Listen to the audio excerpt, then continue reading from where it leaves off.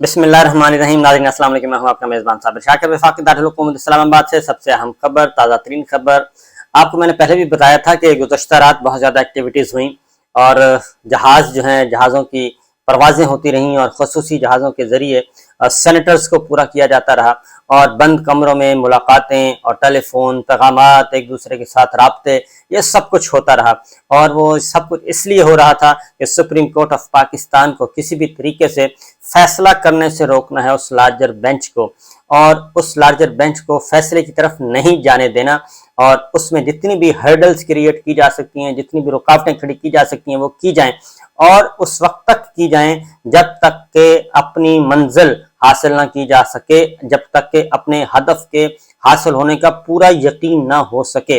और वो हदफ है कि किसी भी सूरत में इलेक्शन नहीं करवाना और इलेक्शन से बचना है, इंतखाबात से बचना है। उसकी वजह यह है कि अगर इलेक्शन हो गए तो फिर 14 जमाती इत्तेहाद हो या फिर 28 जमाती इत्तेहाद, one versus all, Imran Khan, Pakistan Tehreek Insaf सबको मिलिया मेट कर देगा पॉलिटिकली, और वो बिल्कुल क्लीन स्वीप जो है उसकी विक्ट्री होगी। और पाकिस्तान के अवाम इस वक्त पाकिस्तान तहरीक इंसाफ के साथ, इमरान खान के साथ जुड़े हुए हैं। वो कोई और नाम सुनना पसंद ही नहीं करते और देखना भी नहीं चाहते।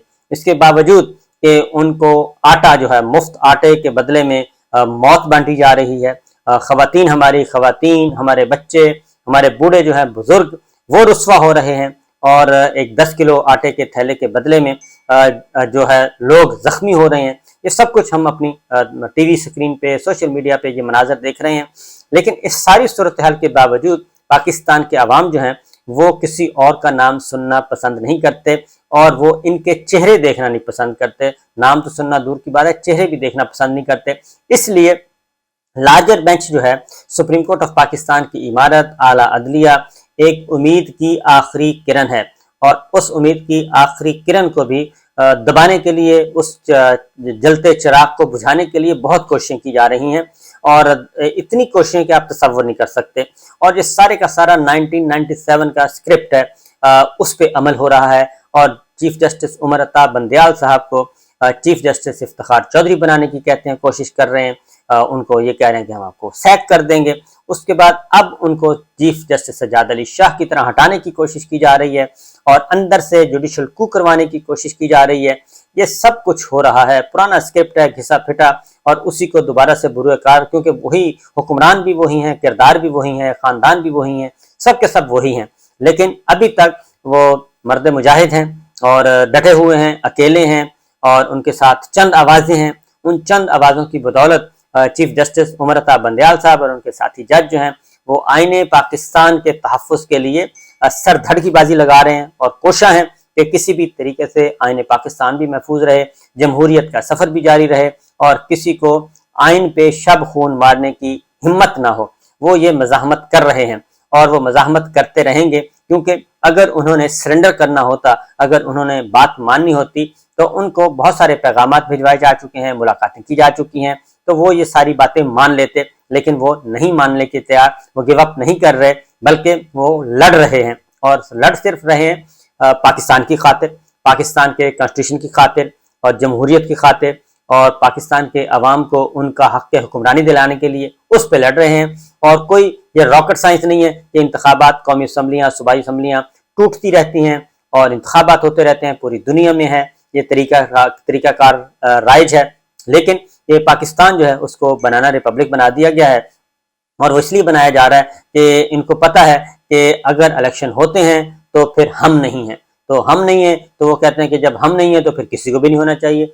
फिर हक़ हुक्मरानी जो है वो किसी और जमात की क्यों, हक़ हुक्मरानी आवाम को क्यों दिया जाए।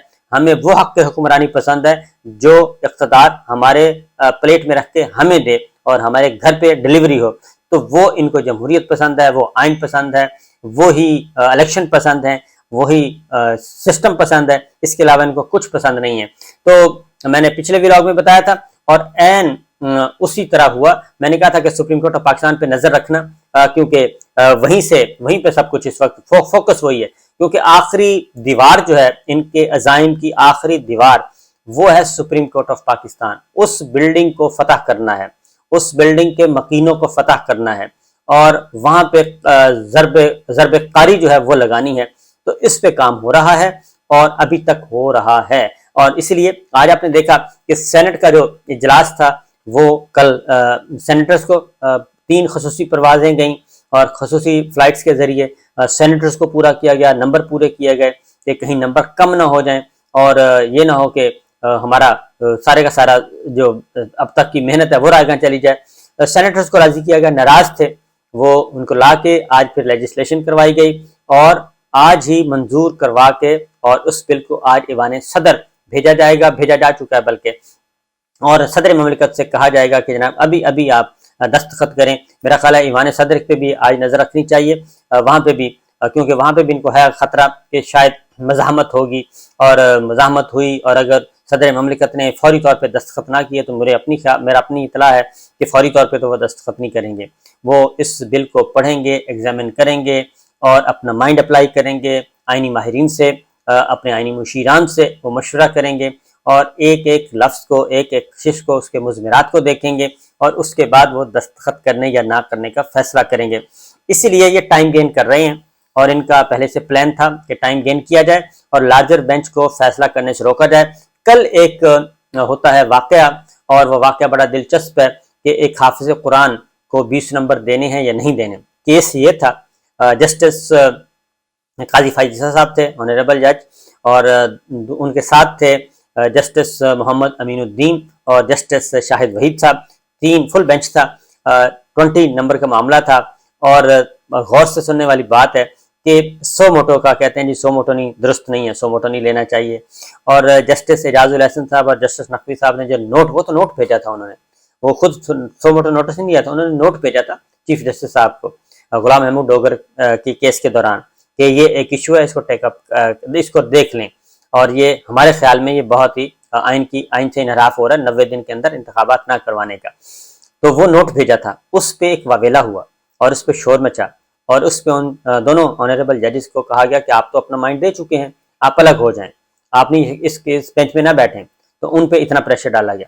تو کل جسٹس قاضی فائز عیسیٰ صاحب تھے، جسٹس محمد امین الدین، جسٹس شاہد وحید صاحب تھے، حافظ قرآن 20 نمبر کا معاملہ اور یہ تھا، اور اس میں ایک آرڈر پاس کیا گیا. اس میں آرڈر یہ پاس کیا گیا کہ اسی یعنی کہ 100 موٹو بھی لے لیا، کیونکہ 100 موٹو لیا نہیں جا سکتا، لارجر بینچ کا فیصلہ ہے کہ صرف چیف جسٹس آف پاکستان کو یہ اختیار حاصل ہے، اور اسی اختیار کے تحت اسی اختیار کو یوٹیلائز کیا اس بینچ نے، اور اسی اختیار کو استعمال کرتے ہوئے جس اختیار کے خلاف وہ آرڈر ہے 100 موٹو کے خلاف اور بینچ کی تشکیل کے خلاف، اور اس میں انہوں نے آرڈر پاس کر دیا کہ 184(3) کے تحت سارے جو معاملات ہیں وہ روک دیے جائیں. تو جسٹس محمد امین الدین بھی اس میں شامل تھے اور جسٹس امین الدین جو ہیں وہ اس لارجر بینچ کا بھی حصہ ہیں جو کیس سن رہا ہے الیکشن سے متعلق خیبر پختونخوا اور پنجاب کا. تو لہٰذا انہوں نے بھی اس پہ دستخط کیے اور جسٹس شاہد وحید صاحب نے کہا کہ کیونکہ نمبر 1 یہ کہ یہ کیس ہمارے سامنے ہے ہی نہیں، اور جب یہ کیس ہی ہمارے سامنے نہیں ہے تو ہم کیوں اس پہ آرڈر پاس کریں. لہٰذا انہوں نے اختلافی نوٹ لکھا، کیونکہ آج کل ہو یہ رہا ہے کہ اختلافی نوٹوں کے ساتھ زیادہ کھیلا جاتا ہے اور اس لیے آرڈر جو ہے، آرڈر آف دا کورٹ، وہ سائڈ پہ رہ جاتا ہے، ججمنٹ سائڈ پہ رہ جاتی ہے. اختلافی نوٹ وہ سارا ایک بے ہنگم طریقے سے ایک چل رہا ہے پاکستان میں کہ بے ہنگم انداز میں اختلافی نوٹ آ گیا. وہی اختلافی نوٹ تو جب سے یہ عدالتیں قائم ہوئی ہیں اور جب سے یہ سسٹم قائم ہے صدیوں سے یہی کچھ آ رہا ہے. اختلافی نوٹ بھی آتے رہتے ہیں اور اس میں سب کچھ ہوتا ہے، لیکن آرڈر چونکہ اگر سپریم کورٹ کا آرڈر جو ہے ججمنٹ اپنی پسند کی نہیں ہے تو اختلافی نوٹ کو ہوا دی جاتی ہے. تو بہرحال جسٹس شاہد وحید صاحب نے اب انہوں نے کہہ دیا کہ جناب یہ تو ہمارے سامنے تھا ہی نہیں، اور اگر بینچز کی تشکیل پہ مسئلہ ہے تو وہ نہ بیٹھیں. وہ آنریبل ججز کو اختیار ہے کہ ہم نہیں بیٹھتے جی، بینچز کی تشکیل پہ اعتراض ہے ہمیں. تو آپ پروسیجر کا حصہ بھی بن رہے ہیں، آرڈر بھی پاس کر رہے ہیں، فیصلے بھی دے رہے ہیں، سماعتیں بھی ہو رہی ہیں، لیکن اس کے باوجود آپ کہتے ہیں کہ یہ اختیار صحیح نہیں ہے. بہرحال کل تو پھر آج جب ہوئی تو اندازہ تھا کہ کچھ نہ کچھ ہوا ہوگا، تو لہٰذا یہ انڈرسٹوڈ تھا کہ انہوں نے خود ہی کل انڈائریکٹلی بتا دیا کہ جی میں تو اب نہیں ہوں اویلیبل.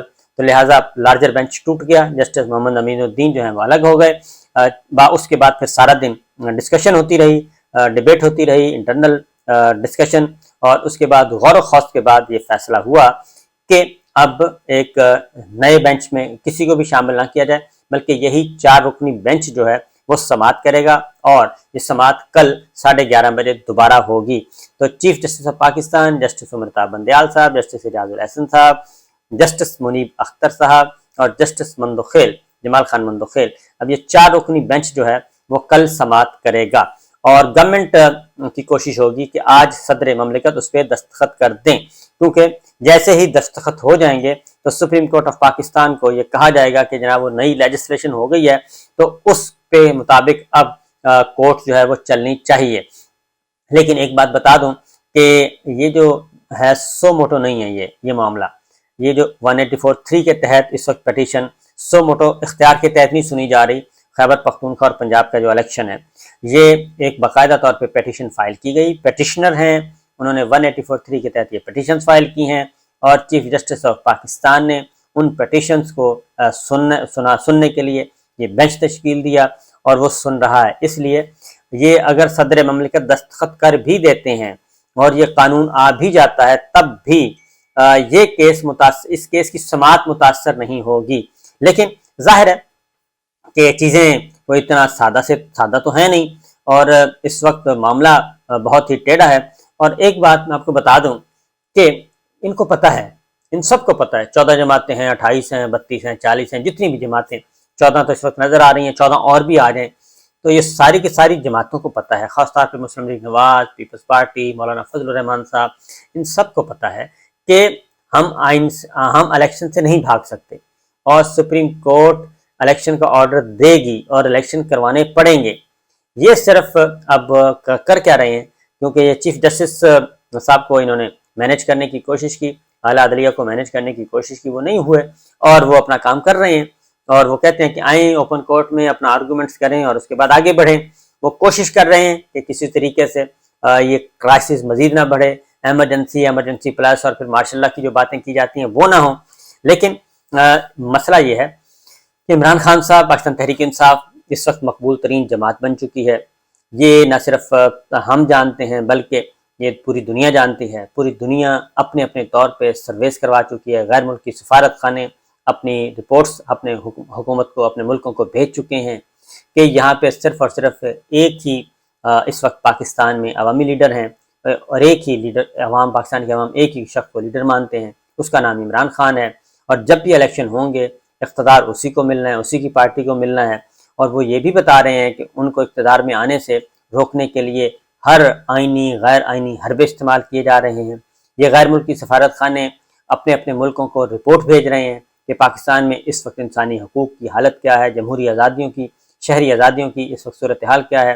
تو یہ سارے کے سارے معاملات ہو رہے ہیں، تو اس لیے جناب انتظار کریں، یہ کھیل ابھی چل رہا ہے، سپریم کورٹ کو فتح کرنے کی کوششیں ہو رہی ہیں، اور 1997 کی طرح جسٹس جناب چیف جسٹس امرتا بندیال صاحب کو چیف جسٹس سجاد علی شاہ صاحب کی طرح ہٹانے کی کوششیں کی جا رہی ہیں، چیف جسٹس افتخار چودھری کی طرح ہٹانے کی کوششیں کی جا رہی ہیں، کوششیں جاری ہیں، سازشیں جاری ہیں، محلاتی سازشیں، پاور کوریڈورز میں بہت کچھ ہو رہا ہے، لیکن ابھی تک مزاحمت ہو رہی ہے۔ وہ کہتے ہیں کہ ایک شاعر ہے، جہانے نو ہو رہا ہے پیدا، وہ عالم پیر مر رہا ہے، فرنگی مقامروں نے جسے بنا دیا تھا قمار خانہ۔ تو یہ چل رہا ہے جناب، آئین نو سے ڈرنا، طرز کہن پہ اڑنا، منزل یہی کٹھن ہے قوموں کی زندگی میں۔ اس وقت 14 جماعتی اتحاد جو ہے اس پہ کٹھن وقت آیا ہوا ہے، کہ اس کو پتہ ہے کہ الیکشن ہوتے ہیں تو پھر ان کا الیکشن میں کوئی نام لیوا نہیں ہوگا، اس لیے کبھی کچھ کیا جاتا ہے، کبھی کچھ کیا جاتا ہے، اور یہ کاسمیٹکس میئر کرنے کی کوششیں کی جا رہی ہیں۔ اجازت دیجیے، اللہ حافظ۔